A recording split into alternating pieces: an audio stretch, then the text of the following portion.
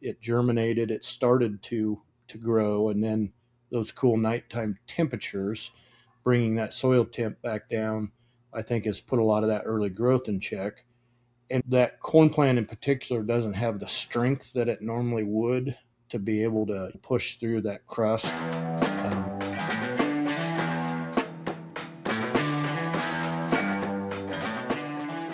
Hi, and welcome back to the Cornelius Seed Podcast. We've got a season check-in update for you today. Our last episode was focused on touching base with our sales team that farms, and this one we're going to do a check-in on Emergence. We've had a lot of little windows of good planting weather, and so we've got Craig Allaman, our lead agronomist, on with us today. And we know that he's wrapped up in where he farms. And I know he's also been getting phone calls from Cornelius country just to kind of check in. There's been variability all over in the sense of the planting windows that we have and how they've been maximized. So let's kick it off. Craig, it's been a while since we've had you. We've had a lot of guests in between. How are you since we were last on? Just a little bit older. You wouldn't guess it. I'm just a grandfather by looking now, at you. by the way. But that's exactly right, and that's kind of what I was going for. You can see that glow, and I knew it wasn't a maternal glow, but it was a glow. That's just my high forehead. Here, I thought it was my screen. Thank you for hopping on. We're always game to do these, and we wanted to kind of get that agronomy perspective, right? Just what are you seeing? What have you heard? If you can kind of do just a high level overview of your perspective of how Plant 2026 has started off. For the most part, it was a struggle all the way through for various reasons. There was not a lot of big windows of planting. There was kind of short spurts. Rain was the main culprit of that. And then also cool weather. We had some good early planting in the middle of April where we took advantage of getting some corn in the ground in real timely manner. And then there was a time period there that we could have went in places and really just sat out a couple of days with corn planting, went ahead and did beans because we're not nearly as worried about cool, particularly nighttime conditions that bring our soil temperatures down with soybeans. But for corn, we sat out there for a couple of days. Some people didn't. We have had some, the rain has been, as it always is, sporadic. So we had some areas of very heavy rains, more out in Iowa than what we saw in Illinois. By the time those rains got to Illinois, they were dropping less at a time. So most of the issues that we've seen are out in Iowa, although we'll have some in Illinois and Wisconsin as well. But I know I started getting calls from Tyler's area last week. And then Brad Grand George's reported plenty. Talked to John with some, and Luke. I know far western Iowa sounds like they've got a fair amount of crusting where there was quite a few rotary hoes gotten out. I've had some here.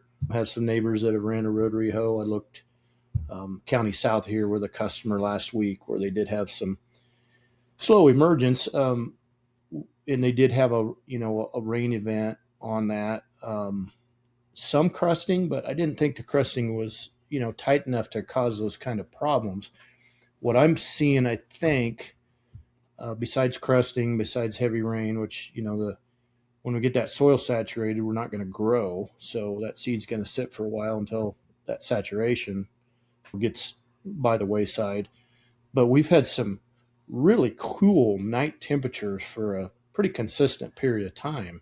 And really later in that good planting window in early May is when that has occurred. So maybe we put it in good temps and good soil conditions. It germinated, it started to grow, and then those cool nighttime temperatures, bringing that soil temp back down, I think has put a lot of that early growth in check.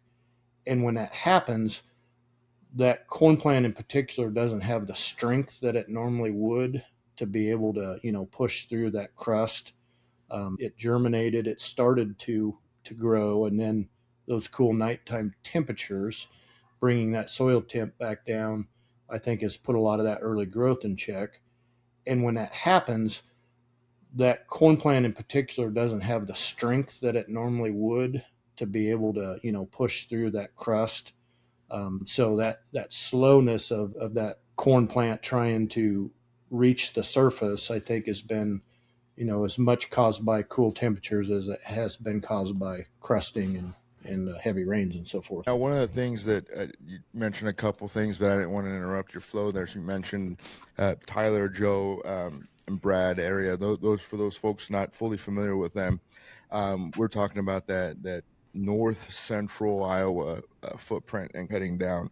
That I would say that 35 to 80 intersection corridor. Would you say that's about right? If you were to Yeah, I would visualize. say I would say so. I mean, really, the whole central part of Iowa. If I took the central, maybe 2/3, top to bottom, east to west. But it sounds like they're, clear on out into western Iowa. They're having some issues as well. They got some rains early, and then it's been pretty dry since then. Unless I hear differently, things have been coming up pretty well in northern Illinois.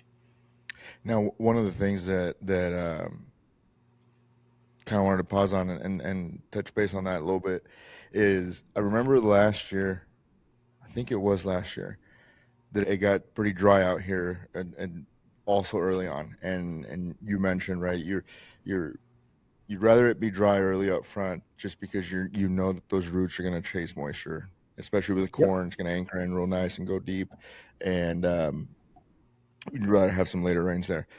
So rotary hoe is at the top of mind for me because I kind of distinctly remember not many Mhm. people actually having those and having to pull those out of the shed for a long time. So for me, someone who does what I'm doing here, um, that perspective is pretty new to me. And more direct way to ask is, do you feel like folks got a little bit of itch here with the rotary hoe just because it was fresh from last year and we've already used it? Because it just doesn't seem like it's been as dry as it had been. Rotary hoe is going to come out when we have that crusting, and a crusting doesn't have to be dry. Crusting usually starts out by a pounding rain, running that soil together, getting it real tight at the top, and then, yeah, as it dries out, then that tight layer of soil as it gets dry can be, really hard. So it's the rain more than the dryness that starts that. But we've had a lot of wind, so that wind, Mm. even though we've had rains sporadically off and on, that wind has really dried out that top surface. So that really increases the crusting there. But the old rule of thumb, and it still probably holds, is if you have a rotary hoe in the shed, you won't need to use it. But if you don't have one in the shed, that's when you need it. As We a have one in the shed, and our neighbor has borrowed that this year. We haven't used it since the year we bought it because it's sitting there. So That's good. You're a good neighbor, whatever it takes. right? Don't know about roommate, but good neighbor, that's for sure. And so one without being a dead horse, because there's a lot of folk. What's been really cool here recently is this has been this resurgence of I'm just seeing a lot of first generation farmers, and we've got veterans across the whole industry, and people ready to retire, and then we've got a lot of new entrants. So I don't want it to feel like it's too 101 because even tenured people reach out. And quick recap there: which one is most impacted by crusting, corn or soybeans? there, I would we tend to see it more in corn. They can both be equally impacted. Probably corn more so than beans. A lot of times, especially in 30-inch rows where those beans are very close together, you get that neighbor effect. So you've got beans right next to each other pushing on that crust. So instead of having a single corn plant 7 inches apart, you might have bean plants that are an inch apart. And so they do help each other bust through that crust some. But crust can be a problem with soybeans as well. But we typically will see more of an issue with corn. And the coleoptile is that translucent membrane that surrounds the leaves as it comes up through the soil, and that protects the leaves from the soil itself. So the particles in the soil would scar those leaves as if the coleoptile wasn't covering them. Um, but and it's designed to burst when it hits sunlight. But eventually, if that plant stays under the ground long enough and it's pushing hard enough against the crust up above it, that coleoptile will rupture. And then when those leaves come out and leaf out underneath the ground, even if they're close enough and maybe it rains and they end up pulling through the soil, they're going to be scarred up. And so they're not going to unfurrow correctly like they should. And so that's then the corn plant continues to grow up. And then you get that shepherd's crook look where those leaves are still holding on to the new leaves underneath it. Sometimes it breaks out of that, sometimes it doesn't. If it breaks out of it, that plant should be, contributing to yield. That plant should be okay. It's not really that far behind. But sometimes they don't ever make it out of there. But I'm also hearing you say that there's the potential for there to be another vector for disease then, right? If you're That's a good is there not? point. Yes, you could, if you get those leaves scarred, you could have some leaf diseases move into there, but there's not a lot of leaf diseases that we're going to see at that time of the year, early in the corn growth season. But what we do worry about, if we're having crusting and emergence issues, then we know that that plant is sitting there underground longer than we would like it to be. We want it to bust through 5 to 7 days and just take off and get grown, and we want the roots to outgrow the soil-borne fungal diseases. Cool, wet soils are very conducive to get things like fusarium and pythium and and other soil-borne fungal diseases. So as we're sitting here with these crusted soils, we're no doubt soaking up some of those pathogens that we don't want to be soaking up that are going to hurt us throughout the year. It sounds like the crusting can come from two forms here, and really this year you're seeing it. There is a lot more wind, so that makes sense. We're drying that out, making that top layer hard, or a hard pounding rain, right? Which it would Yep. almost kind of two different types of crusting scenarios. I feel like. Yeah, Um, but I would put a third one in there that's different. I think that is this year a little bit different than normal. We always will have this to some extent, but I think this is what we're seeing. Some of what we're seeing is it has been cool enough that plant is not growing fast enough, basically, to outgrow the crust in some situations, or even the crust is really shouldn't be a factor, but that plant. I mean, we're getting cold injury is what we're getting, and cold injury will cause leafing out under the ground. So we're hmm. seeing some cold injury, some leafing out due to crusting. Both of those are in there. But I just pulled up here. I went to the Iowa Mesonet, the climate Mesonet here, and I pulled up nighttime low temperatures. I just selected April 10th through today. And as I look on here, it paints a pretty good picture. So, early on there, April 10th, we had 35, 40. And then on the 12th, it got up to 52, 51, 55, 52. That's cranking out some pretty good low temps there early on. That was probably a good soybean planting window, if nothing else. But then the 18th, went down to 32, then 31, then 28, then right back up to 53, 54. That's what we'll see a lot of times. We'll have 2 or 3 nights of low temps, and then we'll get back up into good temps. That doesn't hurt us a lot, and that's pretty normal. But this is odd here. So I'm looking at, let's just go to the 28th. The 23rd, that was our day, so we had rain behind that. But that plant gets germinated. We got 24th is 44, then 41, then 53, then 47. Not too bad. 28th, 42, 42. Then on the 30th, 37, 34, 33, 48, 43, 40, 35, 35, 38, 41, 37, 37, clear to the 11th. So that's a huge stretch of cool night temps. And remember, the soil temps will follow the air temps. They're going to lag behind a little ways, but they're going to follow down and up, both ways. So there's a big stretch when a lot of that corn that got planted in a really timely manner, third week in April is pretty ideal, that went through some pretty cool night temps. Okay. So even if it warmed up during the day, it's cooling back down at night. And that's just throwing that plant, for a loop there. And then on the 12th, we're back up to 55, 50, 45, 53, 56, 61. Now we're into, good temps now, and we should remain that way. But that window, that 10 days or so there that we had those cool nights, even our pasture grass around here is way shorter than it should be at this time of the year, and is already, it's a foot tall and heading out, and it shouldn't even be heading out yet. It should be a couple feet tall and not thinking about heading out. So I think we had plenty of moisture, but the cool temps that we've had this spring have been not normal, and they're affecting the early growth here on our crop. Will that make a difference at the end of the year?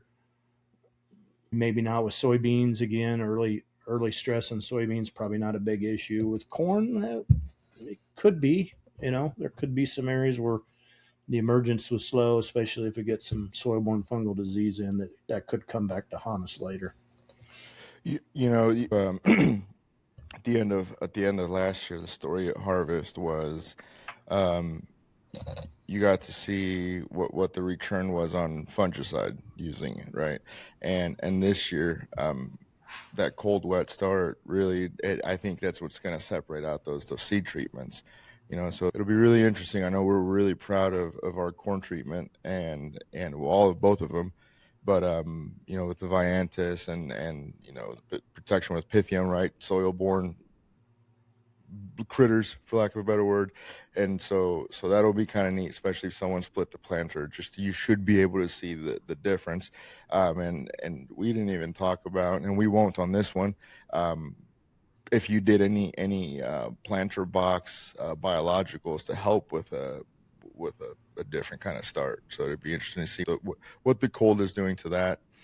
The last few years, we usually had a Mother's Day freeze, and this year we didn't, but there was frost a few of those nights, and I think there was even stories of a replant a little bit further north here. What concerns you the most right now of the start? And I don't want this. I'm not trying to have this conversation to be doom and gloom, right? And be like, hey, here's a bad start to the crop, because it's not. We're talking about a small window of crop that went in, and but I think my goal for this is, what are things that people should be scouting for? Because we're at Emergence, and you always talk about different types of scouting, and there's going to be a different time for corn rootworm when the fireflies come out. So right now, for someone that did get corn in early, what concerns you the most? Would have been those cold nights, would have been the frost, would have been some crusting.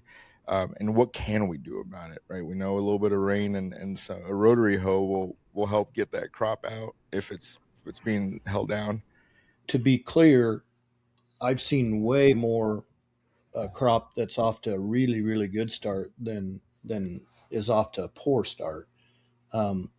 Most of the stuff that we planted, we didn't have the issue. We didn't get the amount of rain after that 23rd planting, and there was a time period there where we could have planted corn for a couple days, but we saw these nighttime temps forecasted, and we sat out for a couple of days, worked some ground down. We were done with beans too, and that was probably a good decision. But there's a bunch of crop that was corn that was planted in that early window that looks really fabulous. It's come out of the ground really well. Tremendous, I think, stand to it. And same thing with soybeans. It's really just a couple of small windows there, and it could be come down to that 22nd, 23rd. It's that way every year, and maybe not across the corn belt. Maybe it's, if you're in northern Illinois, it's a different date than it is in central Iowa. But we've got that date every year that you wished you wouldn't have planted it. And there's nothing that you did wrong. It's just the weather turned out differently than what we had expected. And my thoughts on weather forecasters and what a wonderful job they do forecasting. We wouldn't have expected that 10-day window of those kind of cool temps. I don't believe that was ever forecasted. Yesterday morning, we had almost no rain in the forecast, and it rained on us all night last night pretty much. We make sure the soil conditions are good when we plant, and then a lot of times it's completely out of our hands. So what we really need to do is to make sure that we have enough stand of corn and beans too, but we have such a huge broad window of population on soybeans that we can deal with. So we can spot those in. Just go right in and spot some extra if we need to. And I've talked to some guys that have done that. But with corn, if our population's not right, we really need to tear it out and start over again.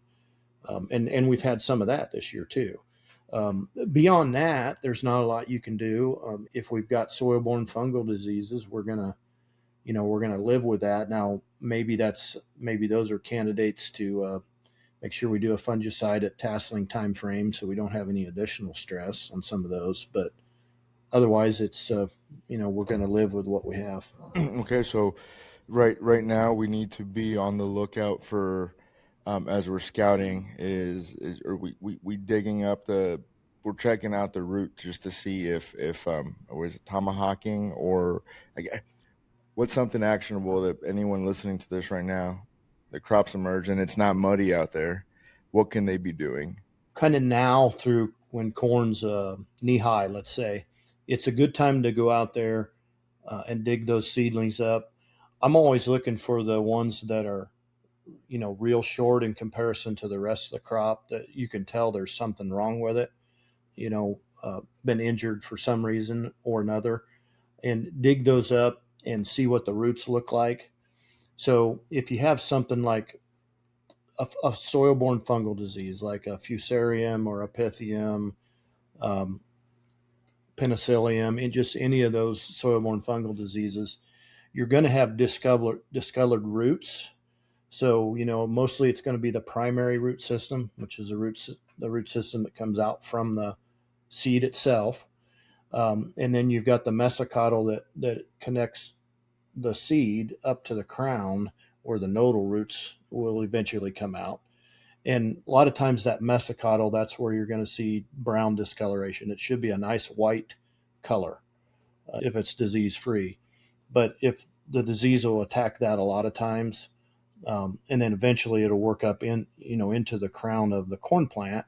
With fusarium, that results late in the season, right ahead of when the corn turns. That's going to result in our crown rot that we see at that time of the year. But it'll live in the plant the entire season and just eventually shut off the plumbing there. So that is good. I mean, there's nothing you're going to do about it, but you can kind of see, what condition my crop is in, what my expectations might be, and then can I do something different next year? Can I use a different seed treatment? Do I need to maybe stay out of the field when you're going to have those nighttime temps down in the mid 40s or whatever that may be? So, and a lot of times there's nothing you can do. It's just out of your hands. That makes sense. Take notes, scout, and really look at those differences, especially if you're comparing two different types of seed treatments. So one of the things that I was kind of curious on is, have you seen or noticed a difference in the depth of the corn that was planted in versus if it becomes an issue crusting and getting out of there? Or is it case by case, soil by soil type? No, I haven't seen, where a deeper planting was making it more of an issue, with a soil crusting. A couple of cases this year, we had a call where a guy was planting beans and he'd switch back to corn and forgot to adjust his depth. And so he had corn planted, an inch deep, something like that. Um, and, we've talked about this in plenty of our meetings, but the more recent studies will show that 2 inches is really your best planting depth for your soybeans. And so, as we become comfortable with that and adopt that practice, that will prevent that. If we were planting soybeans and switch back to corn, we're still going to be planting 2 inches deep, So I did want to make that point. I almost feel like we failed a little bit getting that word out. What's one mistake that folks can make when they're out there evaluating emergence? I guess I would say probably don't just look on what's above the surface. You're always going to want to dig that plant up anytime, and it doesn't just go for emergence, but anytime through the season, if you have symptoms above ground, it's normally well, not always, but let's say 80% of the time, something's going on below the ground that's causing that. So anytime you have a plant that's behind or injured or anything above ground, make sure you dig it up and be looking at the roots. And you're looking for discolored roots. You're looking for roots that are not growing at a nice, downward angle. So was it too wet when we planted, and we have what we call tomahawk roots, which are just roots growing right down the seed trench and not growing out through the seed trench. Are they pancaked off? Like we see with with compaction, maybe shallow compaction, an inch or two deep. You can see that with corn or soybeans. So there's plenty of things that can cause issues above the ground. Insect feeding. If we have insect feeding, maybe you see the corn roots early on in the season. There's almost no root hairs coming off of them. That's probably a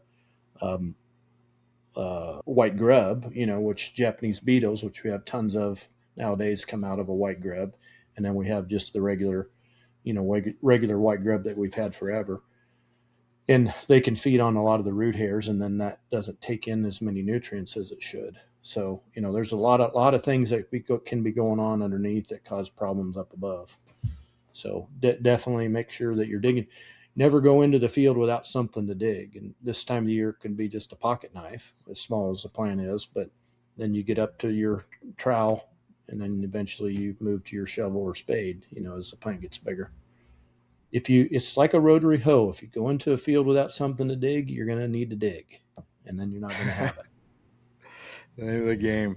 The last one on the rapid fire there, and you kind of hit it as you were responding to that, but in case your answer is different, would be if someone is worried about their field today, driving by it, what are the first three things that they should do before calling it a replant? Well, if they're just driving by, they've got to get out there, obviously, to see what's going on, what the symptoms are.